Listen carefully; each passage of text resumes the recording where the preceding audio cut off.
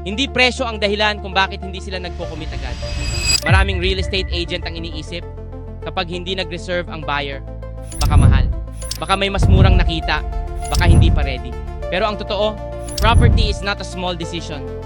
It's a long-term commitment. Bahay yan, utang yan, future yan. Kapag bumibili ang tao ng property, may tatlong malalaking takot. Paano kung mali ang unit? Paano kung bumagsak ang market? Paano kung hindi ko kayanin ang monthly? Hindi sila umaatras dahil ayaw nila. Umaatras sila dahil mabigat ang desisyon. At kapag mabigat ang desisyon, ang natural reaction ng tao ay delay. Pag-iisipan muna. Balikan kita. Check ko pa. Ang mali ng agent, nagmamadali.